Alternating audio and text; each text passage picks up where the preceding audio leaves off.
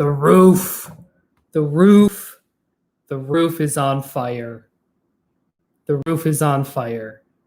Remember that song from the 90s? Who even did that song? Roof song? No, the roof is on fire. Oh. Bloodhound. That was Bloodhound Gang? Fair enough. Fair enough. Anyway, what's up, guys? Talking about oh no, your connection is unstable. You know what? Where's it gonna go? If there's an issue, then we will find out. Winchester Mystery House Brain Syndrome. What is it? What can you do about it? Why do we care? Let's get into it. So where did the term come from? This comes from one of the class videos. Side note, they've just been killing it with the class videos lately. Like whatever y'all are smoking, please do not stop smoking it because it's real good. So what in this analogy, they talk about like the brain house, right? And the people who are really successful kind of by any metric. And that's what I want to get into. What I think is so interesting about this is that for a lot of these people who are successful, it's really easy to look at the people who we associate with success. Tom Bilyeu, Tony Robbins, Gary Vee, they are extraordinarily financially successful.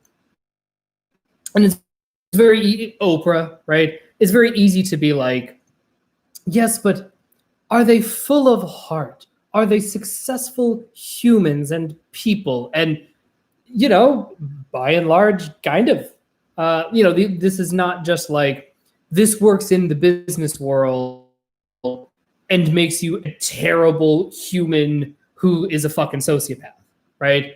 And so that's why I like the analogy. That's why I think it's very effective in a number of reasons, for a number of reasons, in a number of ways. But what's even cooler about it is that it's really, really practical. And you know me, Savior ST, I'm never going to say no to a good practical solution that works.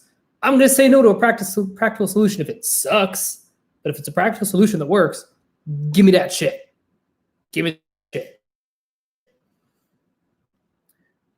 So what's the premise? The premise is the people who are very successful, people like Gary Vee, Tony Robbins, Oprah, their mind house is really, really simple. They have you can almost call them simple-minded. Obviously, that has a lot of connotations to it, but I think it's actually a phrase worth steering into, and specifically a phrase worth destigmatizing.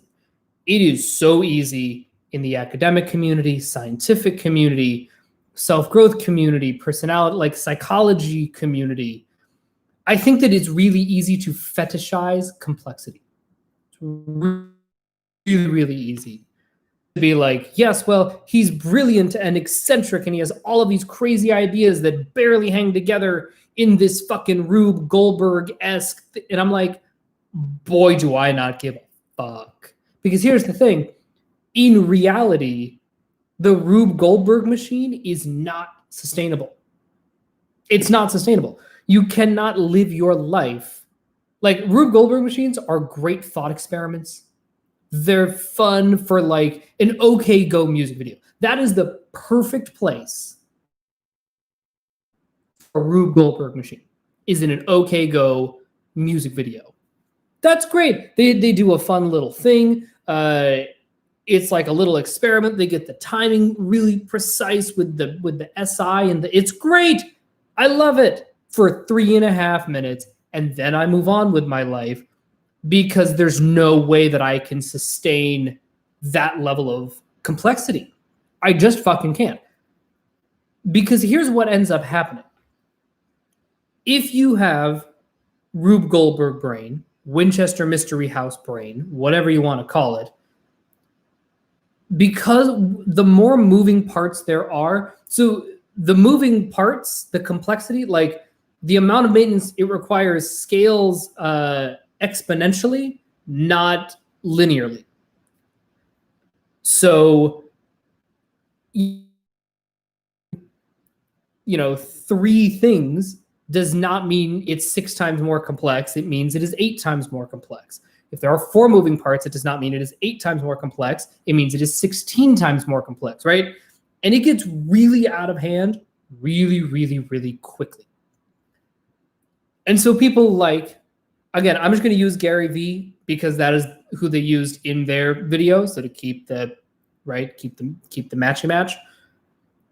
His house is really simple. He's got, you know, a porch, a living room, a couple of bedrooms in his mind house. He's got a backyard. He's got a garage where he keeps his car. He's got a nice kitchen. And that's it. Like, the architecture of his house is nothing fancy. It's really simple. There's just not a lot going on. Like, in terms of structure, right? But his house is fucking foolproof. Tornado comes, don't give a fuck. Hurricane, that's unfortunate, but fine, will be mostly okay, right? And that is why he has been as successful as he has been. There's a great story about Oprah, that Oprah got fired from her first job.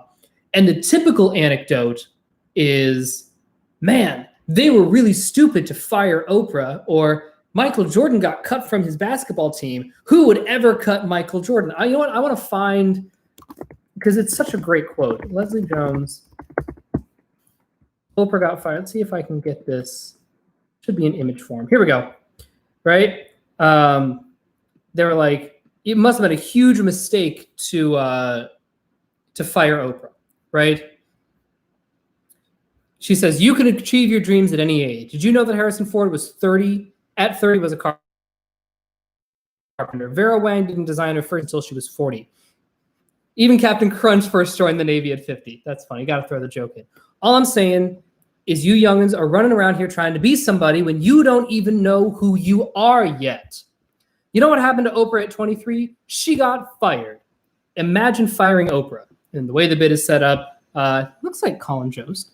The Weekend Update, the straight man is like, well, yeah, that was a mistake. And Leslie Jones says, no, it wasn't, because she wasn't Oprah. She was just some 23-year-old punk who needed to get fired so she could become Oprah. Sometimes you got to fail to succeed. And I just think that's so apropos to everything that we are talking about, especially in the context of burning it down, Apostle Paul moment, nuking your Winchester mystery house brain. It was not a mistake to fire that girl because she wasn't Oprah. She was some 20-year-old punk who needed to get fired so she could become Oprah. Get it, Leslie Jones. Get it, Leslie Jones. So let's talk about, God, we don't need no water. Let the motherfucker burn. Okay. So just a little double masculine SF consume for you right there. So if you go and watch the video, I'm not going to go through the whole video. I want to talk about one part of the video, but the basic idea is that these guys, and someone like Oprah, the alphas, the people to look up to, the very successful, their mind is very simple. They have what they need. And they say, you know, for someone like Gary Vee, you know, he's like, look, I want to help people. I want to provide for my family. I make some money. I lose some money. I don't really care. People like me. People don't like me. I don't really care. And I just think that that is such an extraordinarily healthy way to look at it. Because here's the thing, crucially, he's not saying, yeah, if people don't like me, I don't care. You got to balance that with the, if people do like me, that's nice. that doesn't affect my house. My house is not dependent on external factors. Now, obviously, a little bit of demon preaching there from him, right? The preaching the demon sleep. But I think that the premise is really, really applicable, even for somebody like Dave, who's lead sleep. He is the one who came up with the analogy. So you know, like, if Gary Vee and Dave are both saying the same thing, then the odds of it being at least in the ballpark of correct, really, really important, right? Now we have some triangulation, two people saying the same thing. Just a side note on triangulation, one of my favorite anecdotes from my old time at the tutoring company, whenever we knew, so it was me and my coworker, whenever we had to develop something like a new strategy or technique, if it didn't work for both of us, we didn't do it.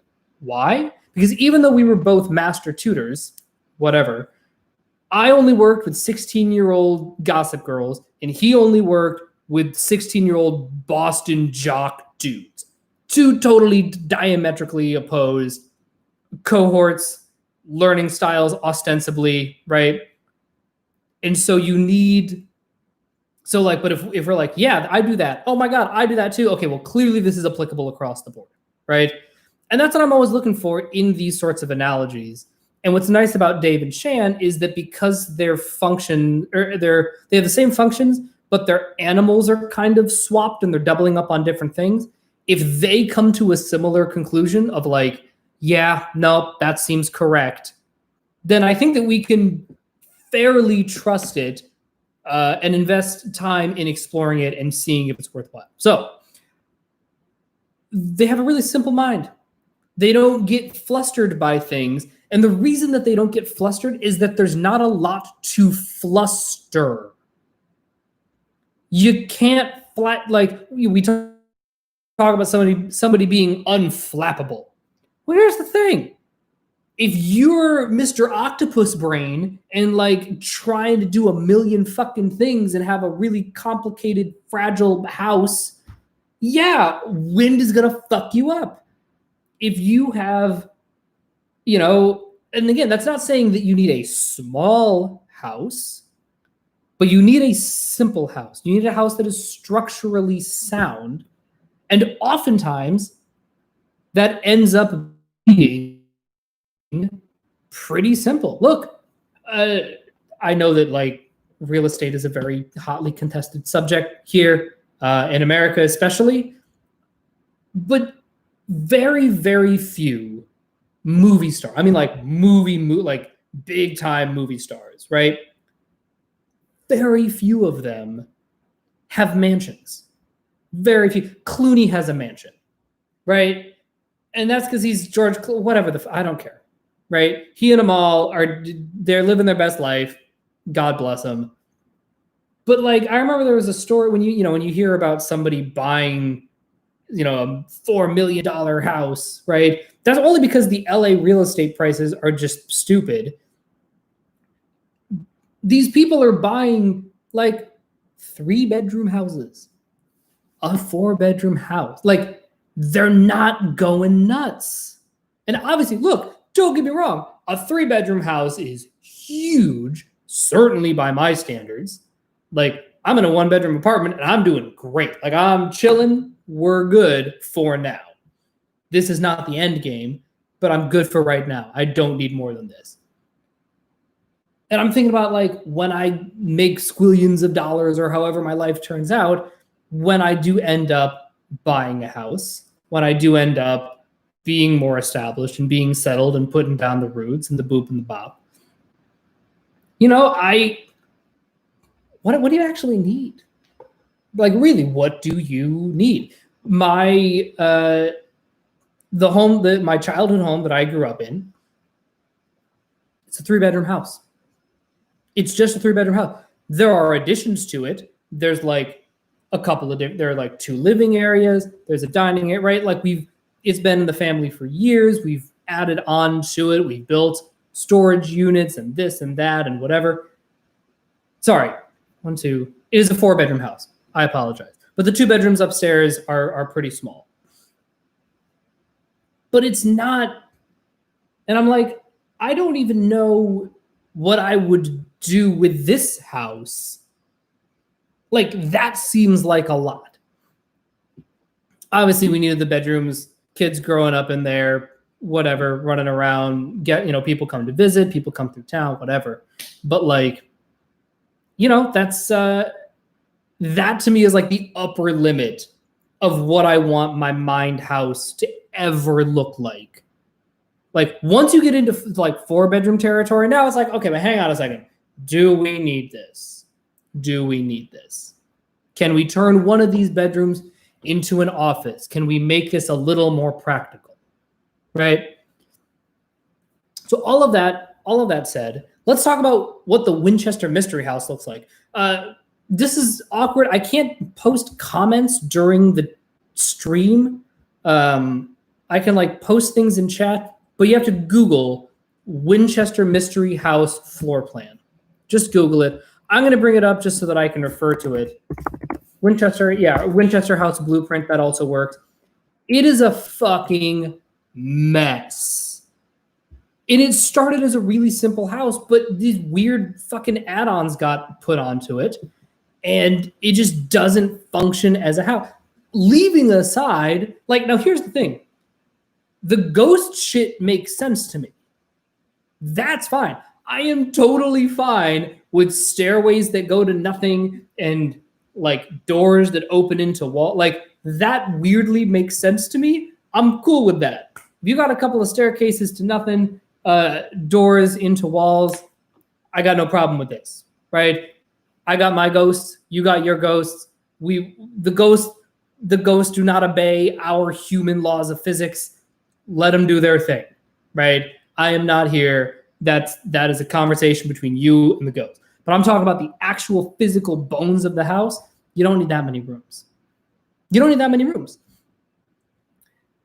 And I think about that as like a mind thing. So I want to talk about the process of actually lighting your brain on fire.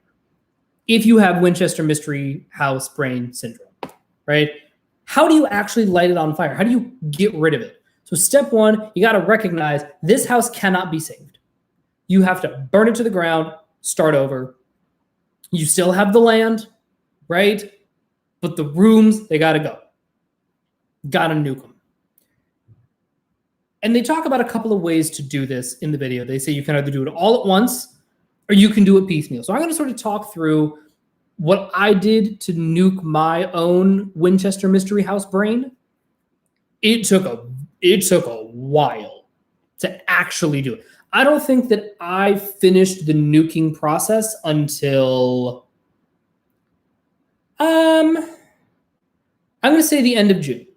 I'm going to call the end of June when I got my haircut. So I guess June 29th. I'm going to call that the day that I sort of finished nuking my house. So what did my brain house look like before that? Oh my God, it was a disaster. It was just a mess. It was a mess.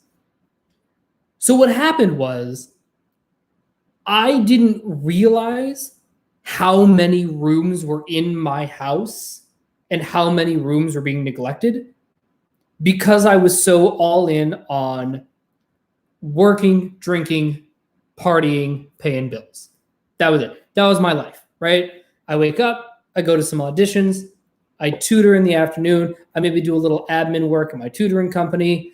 On nights and weekends, get fucking hammered, wake up the next day, like I've never been to a tutoring session drunk, but I've absolutely done tutoring sessions hungover as shit. Not fun, wildly unprofessional.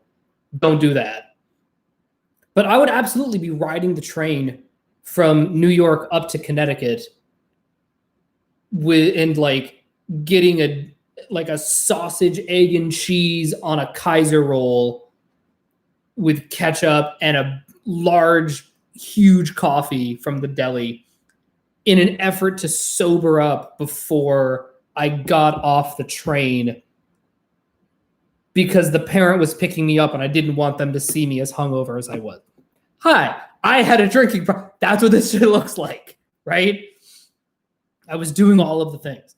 So that was the first room in my house that I nuked.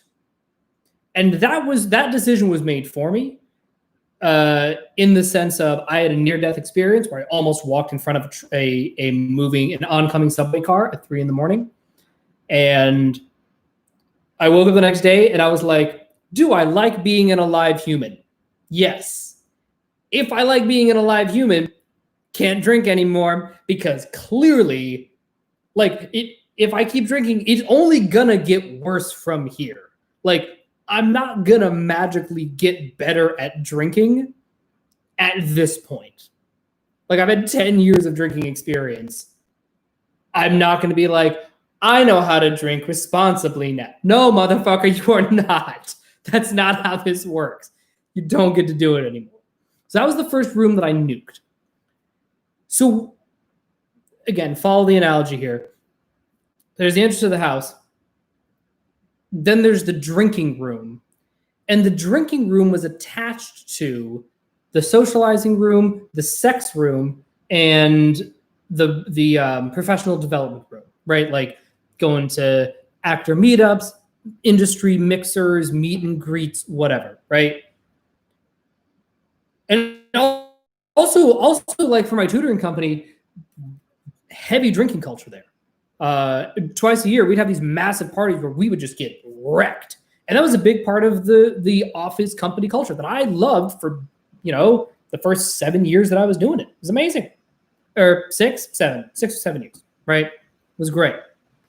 So once I nuked that room, and then I would try to go through that room to get to the sex room, the professional development room, the socializing room. And again, those rooms were sort of fluidly connected. Like there were like paper partitions, but they were all basically one room. Let's be real. They're all one room. What are you gonna do?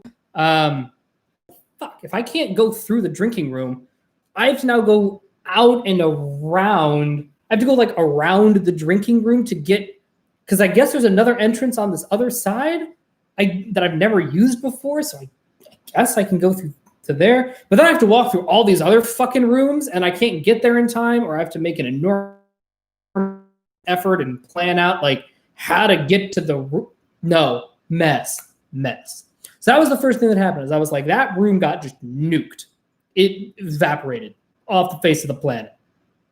And then in the process of trying to get to these other rooms, I was like, okay, first of all, I got a lot of rooms in my house that are not serving me.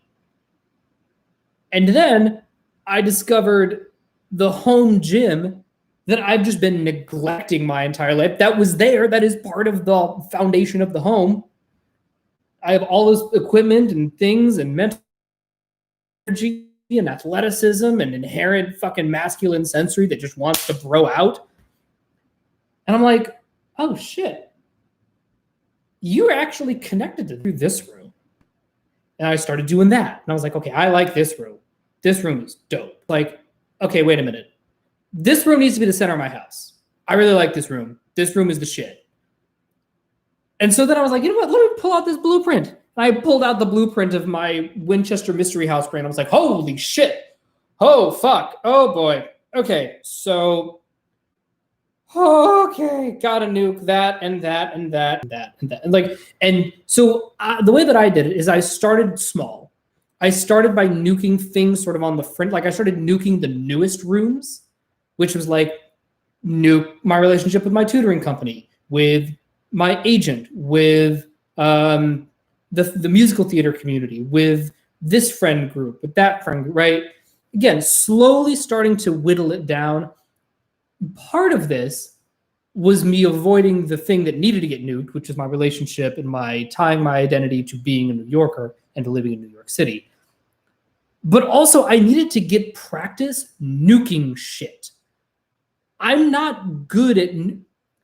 Hi, Jay. Hi, hello. Nice to meet you. I'm not very good at nuking shit. I'm just not. I gather something. If I gather anything, I fucking hoard it. I hold on to that shit for dear life. And so I needed to get practice letting go of, right? That's why the video is called The Art of Letting Go, not Winchester Mystery House Brain, which honestly, I think that's what the video should be called. Anyway, I needed to get practice letting go of things, like just building the muscle of, you know what? This no longer serves me. Thank you for your time and your effort. I now release you into the world, right? That takes practice. And for somebody like an IJ who doesn't like to move on from shit, that's really hard. That's really, really hard. So I had to like practice this thing of like, you know, paring it down, letting go of shit that I'd accidentally accumulated. And so then I had this little, you know, very small-ish house. And we'll get to the second half of this. But before, just again, to wrap this up, paring it down. And I was like, where the fuck is the black mold coming from? Like, where's the black mold coming from? God. You know what? It's almost been 2 years. The amount that I want to keep making goddamn Hill House references, I can't. But I was like, oh, that's where the black mold is coming from. Fuck. This house can't be saved. Shit. And for me, my black mold room. Oh, God, this show is so fucking good. Oh my God, that show is so good. I need to finish Justified so that I can get back to Hill House again because it's just incredible. So once I recognized that the room where my black mold was coming from was my obligation to living in New York, I was like, fuck. All right, that's the room I got to nuke. That's the room I got to nuke. Should I have nuked it sooner? Sure, but I wasn't ready. I hadn't had the practice nuking shit yet. And that was hard. That was really, really hard to nuke. Because here's the thing. This wasn't, I'm leaving New York City. People leave New York City all the time. People come, people go. No. I had tied my identity since I was like a teeny tiny kid to being a New Yorker, living in New York my whole life. I love New York. I am a New York. Like, that was my narrative. The goal was always, New York was always my dream, a shiny dream from afar. Right? That's what it was. And letting go of that was so, I mean, it really was a like, you know, if I stay here, I'm not going to be an alive human. It really felt it was actually a life or death kind of decision that I had to make. Right? I'm just going to keep quoting songs because that's just where we're at today. Right? It was very much a leave tonight or live and die this way kind of fast car moment.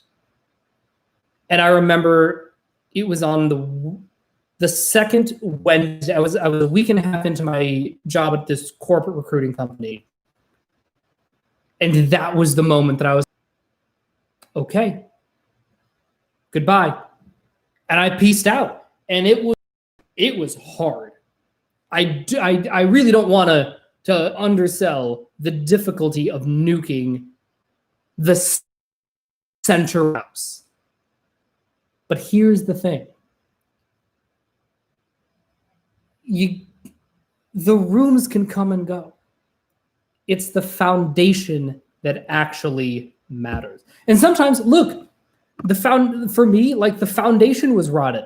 Okay, great. I gotta gut the foundation.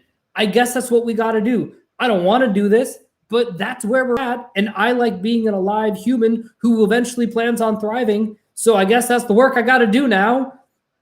Okay, let's get to it.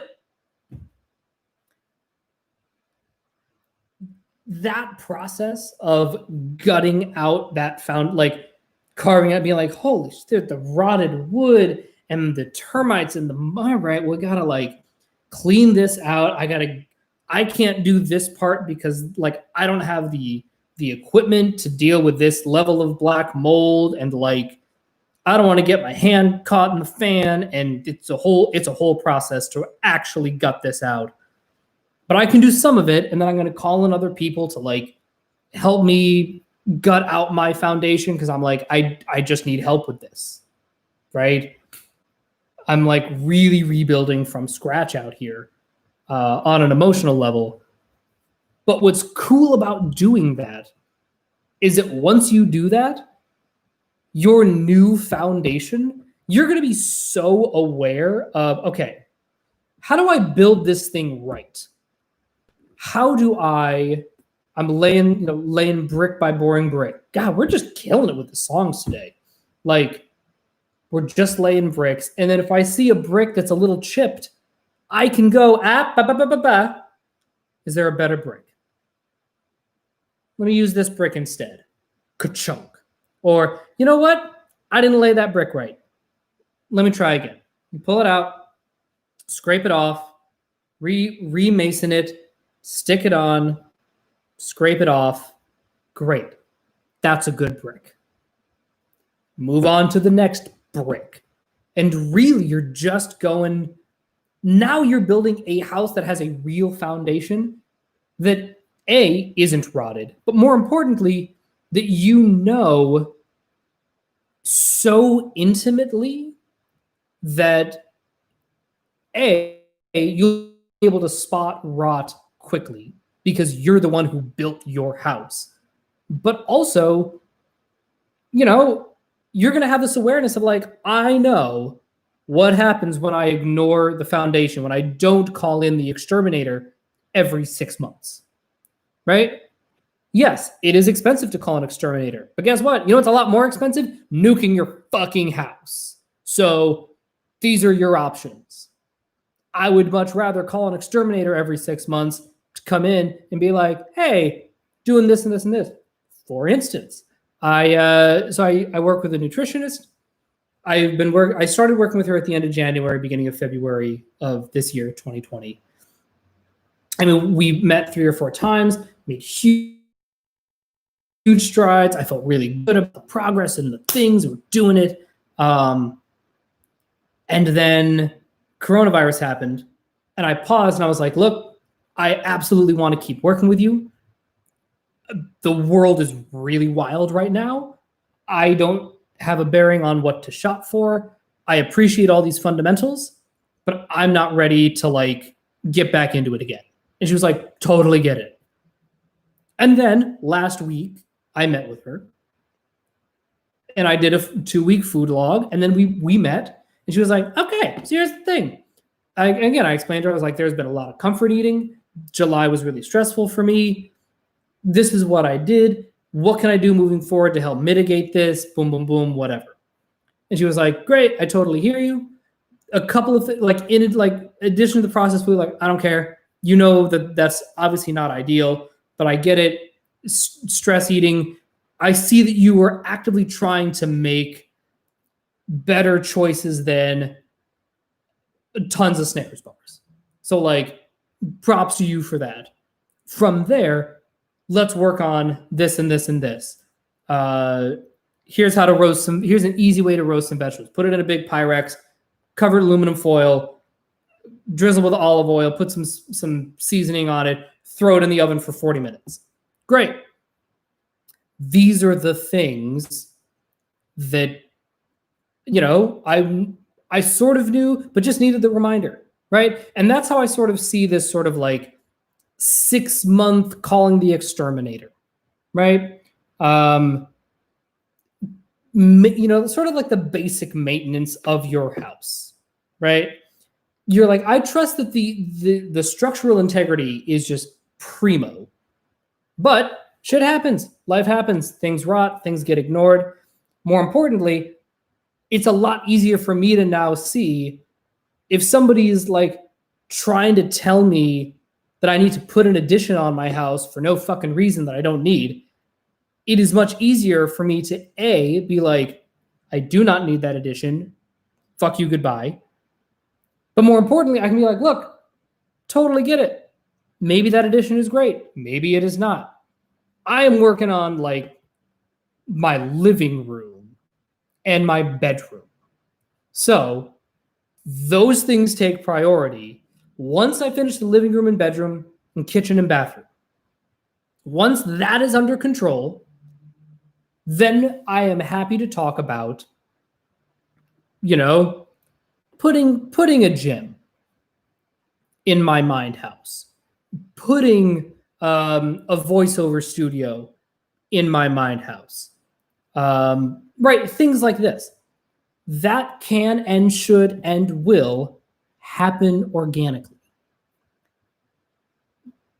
But after you have nuked everything, you are where you're supposed to be if you're working on living room, bedroom, kitchen, bathroom. That's what you need to be working on. If you're really into hosting dinner parties, fine. Dining room as well. But like anything more than that, if those 4 or 5 things are not rock solid, the rest of your house is fucked. Like just fucked. So focus on that. I want to talk about the other way to do it. So I did sort of this like outside in, getting practice nuking rooms, whatever. That to me was the least traumatic way to do it. That's what I needed at the time. I found it to be extraordinarily effective subjectively for me. A big reason, though, why that was even able to happen was that I had already nuked. I didn't nuke the foundation, but I did nuke a big room in my house, which is the drinking room. And so that sort of like kickstarted the whole the sort of fringe nuking, lighting on fire. Because I was like, oh, fuck. Oh, God, I got to nuke a lot of things. All right, great, let's do it. Bye. Right? The other way to do it is to very deliberately nuke the foundation and to go, you know what? It's all unsalvageable. It's not salvageable. I'm going to pack up, however many knickknacks and tchotchkes, and like, I'll get my guitars, my magic cards, and my computer. That's basically all I brought with me from New York. I mean, I nuked my existence between February, with what I had in my apartment in February of 2020, to what I ended up leaving New York with. It ended up being like a 12th of what I started with, is what I actually loved and cared about and brought home with me to bring to Los Angeles. A 12th, 11 twelfths. I was like, fuck it. I don't need it. Bye. So one way to do that, if you're like, you know what? I can see just how many things are not working. Great. We're going to eat, pray, love this shit.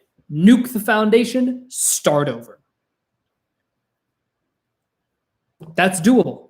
Look, if you're in a position to do that, and you feel comfortable doing that, and like, the one thing I would say about that, though, is if there are other humans who are depending on you for survival, like children, for instance, not people at your job, but like very specifically, I mean, like if you're like a single mom, this is an extreme example. Nobody would ever actually do this, but I feel I have to put the disclaimer out there anyway.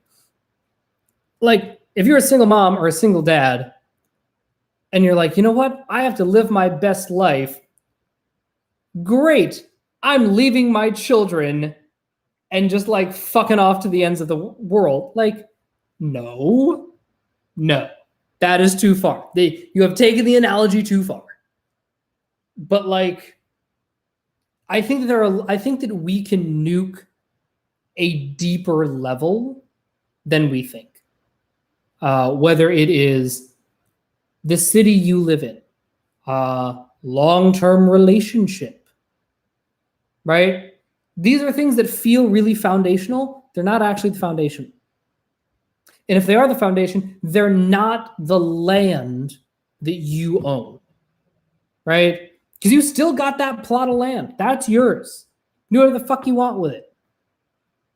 So, like, you got to do it. So, again, there's a number of ways to go about it. My unofficial recommendation, start with the fringes, because that'll build the Nuke It muscle. And Nuke, again, just start with something dumb and bullshit and small. Even if it is, you know, here's one habit that I have where, you know, so again, this is very unofficial advice. Unofficial advice. A lot of people will talk to me about, like, how do I quit drinking? And I say the first thing you got to ask yourself is, do you need to quit drinking? Is it a biological issue? Is it a social issue? Is it what is your perception of excess drinking happening in response to? What I tell a lot of people, especially if they're like, they live in New York, they come from they're like, I don't know, like I'm usually okay, but lately it's been really tough and I've been drinking more than I'd like and I want to cut back. What I say is, all right, whatever you're doing right now, cut it in half. If you're drinking let's say you're drinking 4 times a week, right? You drink, Monday, Wednesday, Friday, and Saturday. Let's just say, right? Maybe not binge drinking, but just drinking in general. I'd be like, great, only drink on weekends. Start there. And then you will actually have a better idea of what it is you need to work on, right? I would say the most common thing that I hear when people ask me about, like, how to cut back on their drinking, and again, a lot of them are like, I don't want to quit drinking forever, but I do want to cut back. I want better habits. And they're like, I feel like every time I drink on the weekends, I just go nuts. I say, great, you can do one of 2 things. You can either force yourself to stop at 2 drinks and drink every weekend. That's really hard. I said, or just only drink on the 1st and 3rd Friday of every month.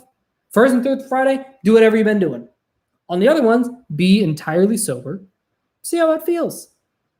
And that'll start the process of you being like, oh, fuck, I do feel better. And I have more money. And I don't feel bad. Oh, fuck. All right, cool. I see what I got to do. And when you start by nuking, again, that may be a central home, or a central room in your home. It may be a fringe home, whatever. Start with the fringy things that you're like, I don't love this home. I don't think I need this anymore. I'm going to let it go and just see what happens. And then the rest of your brain is going to be like, oh, we can fix shit now? Great. Here's the honeydew list. We got 17 rooms that need attention. You're like, okay, calm down. We'll get to it. 1 room at a time. What are the 3 easiest rooms to knock off? Okay, this room, and this room. They're just a mess. You haven't done anything with them. They're taking up space. Can we just nuke these? And I'm like, yeah, all right, let's get rid of those. Great. You're building the muscle. And then as you start to live in a smaller mind house, you really figure out what's important. Look, I know lots of people who in this process, one of my very, very closest friends, talk to her all the time. She's a brilliant voice teacher. She and I have talked about, like, she's like, you know what? I just don't care about being super cognizant of what junk food I eat. I don't like, if I want to have potato chips, I'm going to fucking have potato chips. That does not matter to me. I am going to get rid of the room where I store my obligation to eat perfectly. Great. Here's the thing. She still cooks a bunch of food. She's mostly vegetarian. She eats for her body. She's happy. She has a wonderful, significant other. Like, it's great. I'm like, you're killing the game. You're killing the game. Right? And for me, I'm like, no, you know what? My food intake is really, really important to me for what I want to do, for what I want my body to look like, for what I want my body to be able to physically do. Eventually, again, not tomorrow, but 2 years from now, 5 years from now, there's going to be shit that I want my body to be able to do effortlessly well. So I need to start building that habit now. And part of that is weaning myself off of the habit of junk food and figuring out better treats to give myself. And how can I approach this systematically? How can I find healthy snacks for me to eat when I am stressed in the moment, where a systematic solution doesn't really seem feasible? But I need something, and I don't want to do a Snickers bar. So what's right behind a Snickers bar, right? That takes time. That takes practice. That's something that is a room that I want as a pillar of my house, right? This is your goddamn house. Build it how you want. Do what works for you. Make it structurally sound. That's the whole goal. And again, this is not just, I want to be very careful. This is not my savior play preaching my demon sleep. Dave is in the same boat. He can, the stuff that he has collected mentally, whatever, he can get very sprawling. And even he has to be like, okay, hang on, let's pare this down. Let's keep it tight. Let's just focus on what actually works for me, right? And again, I talked about this in my last video, and I'll end on this. Right now, I am at a point where I'm like, okay, the bones of my house are really good. I feel good about it. I feel good about what I do. I feel good about the energy I put out into the world. Great. Now I can start gathering again a little bit. So I started to gather a little bit. And I was like, okay, hang on a second, pause, time out. I'm not gathering right, because I'm gathering in an effort to respect what's already there. Like, I have to actually practice the gather muscle. Great. That's the next step, right? And you're going to start to, right? It should be a fluid and flexible process, right? Where sometimes think of it like a closet, right? Your closet will get a little bloated because you have a bunch of clothes, and then you donate a bunch of clothes to Goodwill, and then your clothing collection grows, and then it shrinks, and then it grows, and then it shrinks. Like, it should be like breathing, right? That's how you want to look at your house, your brain, your energy. There should be a plasticity to it, a fluidity to it. As soon as you find a place that gets sort of rigid, now you're like, okay, hang on a second. It's not supposed to be quite that fixed. We need to look at it. Why is this? What's gumming up the works here? What am I feeling obligated to? And it doesn't mean that you throw out everything the second it doesn't work for you. It doesn't mean you hold on to something that only, that doesn't work. Like, whatever. That's not the point.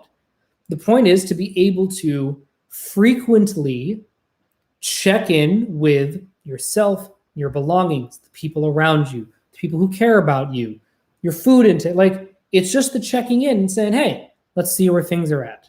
Let's see where things are at. How's this working? Is this working? Is this working? Is this working? And if something keeps working, then say, okay, this seems like it's working. Let's go a little deeper. Is the thing that's supporting this thing that's working still working? Ooh, okay. You know what? There's a little bit of a cavity here. All right. And now you're addressing problems at the rootist cause. And you can say, oh man, this is working. Do I need this? Can I get rid of this to make room for something else? Again, it's a process. It's a journey. This is not a one and done process. And that's really what we're getting at in all of these videos, my videos, Shave's videos. As soon as you think of building a house like a one and done thing, you're fucked. You should be replacing your furniture with reasonable frequency, whatever that means, right? Maybe you don't add new additions, but if you have the same shit for a year and you haven't bought anything new, for a year, there is a very good chance that you're holding on to some amount of things that aren't actually serving you anymore, or you're not growing. We're in the self-growth community here, so we're going to be growing all the time. That's just a thing we're going to be doing from now until we die. We're just going to keep growing. And I think we have to honor that and recognize that part of being in a constant state of growth means that our environment, our belongings, our relationships need to evolve and grow along with us. Because otherwise, you start going, well, I can't nuke this room, so let me add this other room onto it to compensate for this room. And now you are running the risk of Winchester Mystery House brain. And as we have seen, you're gonna eventually have to nuke the whole goddamn thing if you're not careful. All right, that's all I got for today. Thank you for hanging out with me. Leave a comment below. Be sure to like and subscribe, and I will talk to you guys later. Bye.